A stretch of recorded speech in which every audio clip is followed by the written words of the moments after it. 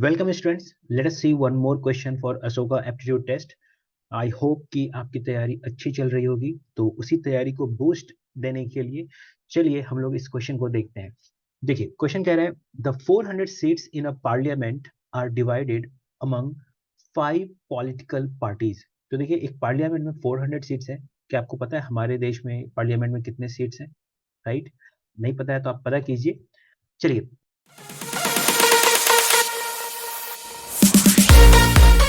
तो देखिए 400 सीट्स है किसी पार्लियामेंट में और इसे 5 पॉलिटिकल पार्टीज में डिस्ट्रीब्यूट करना है। Right, no two parties have the same number of seats. किसी भी दो पार्टी के सेम सीट्स नहीं है। And each has at least 20 seats, और सबको कम से कम 20 सीट्स देने ही देने हैं। So what is the largest number of seats that the third largest party can have? तो देखिए इसको थोड़ा सा पिक्चराइजेशन करते हैं। तो 400 सीट्स है और हमें 5 पॉलिटिकल पार्टीज में डिस्ट्रीब्यूट करना है। So let us suppose P1, P2, P3, P4 and P5। देखिए ऐसे क्वेश्चंस आ सकते हैं, ज़्यादा मैथमेटिकल भी नहीं है, लॉजिकल है, तो ऐसे क्वेश्चंस आ सकते हैं।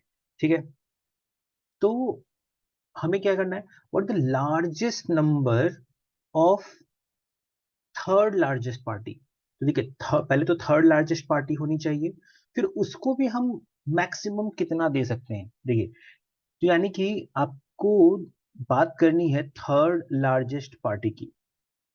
राइट, इसका मतलब दो पार्टी उससे छोटी होंगी। अगर आप थर्ड लार्जेस्ट पार्टी पे फोकस कर रहे हैं, इसका मतलब two parties are smaller. Two parties क्या होनी चाहिए? स्मॉलर होनी चाहिए। तो देखिए यहाँ पे कंसेप्ट क्या लगता है हमको, साथ साथ ही कंसेप्ट भी समझना है। कंसेप्ट ये है, मान लीजिए मैं a plus B plus C is equal to मान लीजिए 60 है। राइट, A plus B plus C is equal to क्या है? 60 है। अब मैं कह रहा हूं कि बी की मैक्सिमम वैल्यू क्या होगी। मैंने पूछा बी की मैक्सिमम वैल्यू क्या होगी। तो जाहिर सी बात है, बी की अगर आप मैक्सिमम वैल्यू करना चाहते हैं तो ए और सी को क्या करना होगा? मिनिमम करना होगा।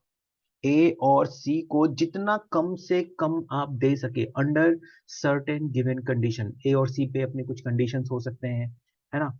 जैसे किसी को तो नेगेटिव तो नहीं आ सकता ना। राइट, तो अकॉर्डिंग टू सिचुएशन आप उसको कितना मिनिमम दे सकते हैं वो आप दे दीजिए, तो बी को क्या मिलेगा? मैक्सिमम मिलेगा। ये आपका बेसिक थिंकिंग तरीका है। तो यहाँ पे भी देखिए मैं इसी कंसेप्ट को अप्लाई करूंगा। राइट, तो देखिए मुझे थर्ड लार्जेस्ट पार्टी पे फोकस करना है। इसका मतलब दो पार्टी इससे छोटी हैं। राइट, दो पार्टी इससे अगर छोटी हैं तो मैं उसको मिनिमम दूंगा। क्यों? क्योंकि थर्ड पार्टी को मुझे मैक्सिमम करना है। थर्ड पार्टी के नंबर ऑफ सीट्स को मुझे मैक्सिमम करना है। मान लेते हैं कि थर्ड पार्टी मेरा ये है, कोई भी हो सकता है। मान लेते हैं कि this is my third largest party. मान लेते हैं कि ये मेरा थर्ड लार्जेस्ट पार्टी है। दो पार्टी इससे छोटी होने वाली है। आप किसी भी दो पार्टी को इससे छोटा मान लीजिए। मान लीजिए कि ये मेरा स्मॉलर है। किससे स्मॉलर? मतलब थर्ड से नीचे, मतलब फोर्थ एंड फिफ्थ रैंक की है। ये फोर्थ रैंक की पार्टी है और ये फिफ्थ रैंक की पार्टी है, सपोज दैट। तो मुझे क्या करना है, इनको मिनिमम देना है। तो मिनिमम कैसे दे सकते हैं? हमारे पास कंडीशन गिवन है कि भैया 20 से कम तो आप दे ही नहीं सकते हैं। तो मान लेते हैं इसको मैंने 20 दे दिया मिनिमम पॉसिबिलिटी। तो P2 को मैं मिनिमम क्या दे सकता हूँ? 20 तो नहीं दे सकता हूँ, क्योंकि आप सेम भी नहीं कर सकते हैं। लिखा हुआ है no two party have the same number of seats. तो P2 को कितना देना होगा? 21 देना होगा। ठीक है, अब इतना तो समझ गए। तो इसका मतलब कितने सीटों को आपने टोटल डिस्ट्रीब्यूट कर चुके हैं? तो आई थिंक हाँ, अब आपने टोटल 41 सीट्स का डिस्ट्रीब्यूशन हो चुका है। तो रिमेनिंग सीट्स कितने बचे हमारे पास? 400 माइनस 41 कितना आ जाएगा?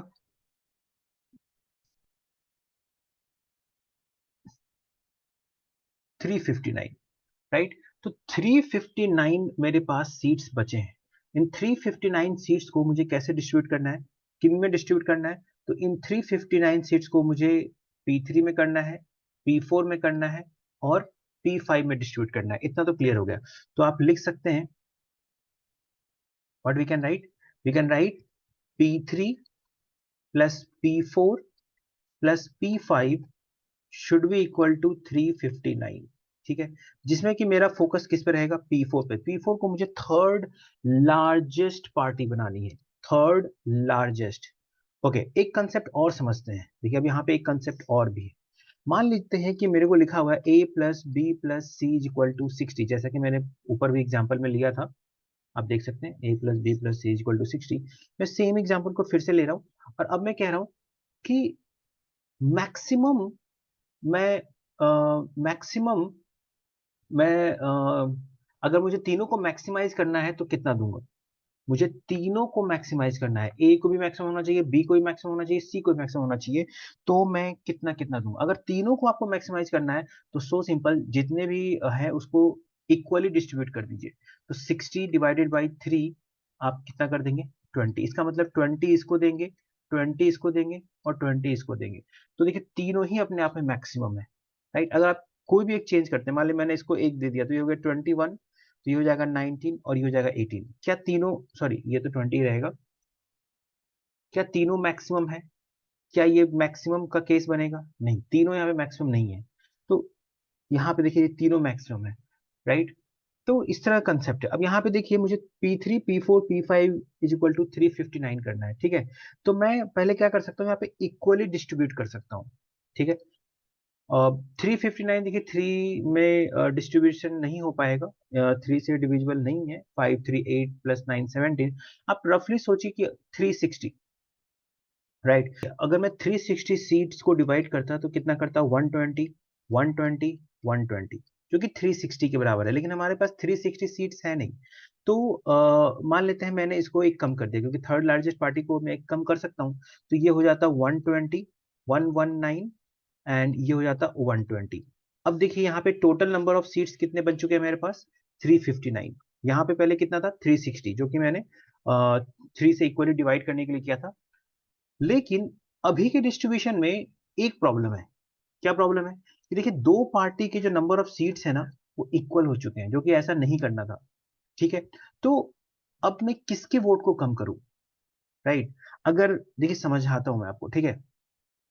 मान लेते हैं मैंने इसके वोट को एक कम किया, सपोज दैट इसके वोट को एक कम किया, और किसको दूं, अगर मैं इसको दे देता हूं, ठीक है, तो ये हो जाता 119, ये हो जाता 120, ये हो जाता 120। क्या मेरा प्रॉब्लम सॉल्व हुआ, क्या नहीं हुआ ना, लेकिन फिर से दोनों सेम हो गया।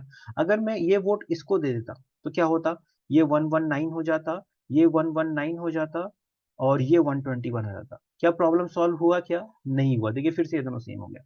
तो है ना, सेम केस इसके लिए भी होता। तो ये काम नहीं करते हैं, क्या करते हैं करके देखते हैं।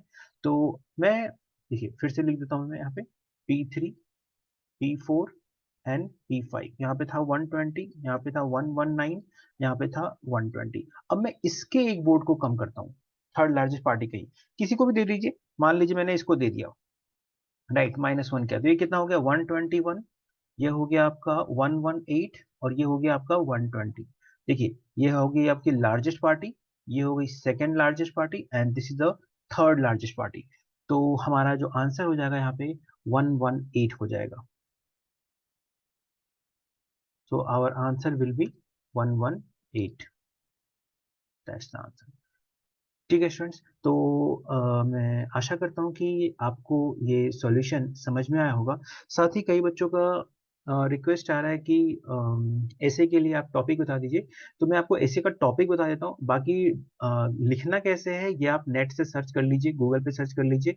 टॉपिक्स जो मेरे पास अवेलेबल हैं मैं आपको शेयर कर देता हूँ, देख लीजिए आप स्क्रीन पे। जैसे कि देखिए ये भी एक टॉपिक है, इसमें 3 4 टॉपिक लिखे हुए हैं। Farming animals is a form of forced labour, so we ought to be vegan. तो ये कह रहा है कि हम जो एनिमल की जो फार्मिंग करते हैं वो भी एक तरह का फोर्स्ड लेबर है, तो हमें वीगन होना चाहिए। तो इसके should be accept this argument, तो क्या इस आर्गुमेंट को एक्सेप्ट करना चाहिए नहीं करना चाहिए, इस पे आपको लिखना है।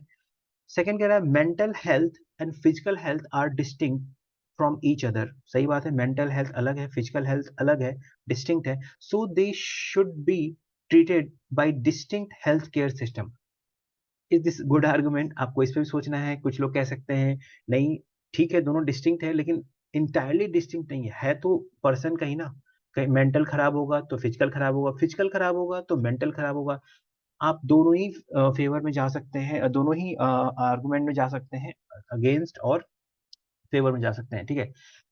थर्ड है, is the growing use of digital technology in everyday life weakening our attachment to local places. आप समझ सकते हैं, लिख सकते हैं, गूगल पे सर्च कीजिए, लिखिए, प्रैक्टिस कीजिए। Should all businesses have suffered losses in the pandemic be offered economic support from the state। तो ये सब कुछ टॉपिक है जो कि रिसेंट ईयर में शोका में तो नहीं बट कैम्ब्रिज यूनिवर्सिटी से जो इनका होता है असेसमेंट टेस्ट, उसमें पूछा गया था। तो ये मैं आपको शेयर कर दिया हूँ। इसी तरह से 2020 का भी देखिए है। मैं आप यहाँ से स्क्रीनशॉट लेके देख सकते हैं। मैं यहाँ पे थोड़ा देर के लिए स्टॉप करता हूँ, आप देख सकते हैं। So this is the topic number 1, topic number 2, topic number 3 and topic number 4। सो इस तरह से आपको देखिए एक आइडिया लग जाएगा किस टाइप के ऐसे आपसे पूछे जाएंगे। तो आप इस टाइप के टॉपिक्स पे लिखने का प्रैक्टिस कीजिए, गूगल से हेल्प लीजिए, आपको कंटेंट भी मिल जाएगा और लिखने का तरीका भी मिल जाएगा। सो इस वीडियो में इतना ही स्टूडेंट्स, हम लोग बहुत जल्द मिलते हैं एक नए क्वेश्चन के साथ नए वीडियो में। Thank you, thanks for watching.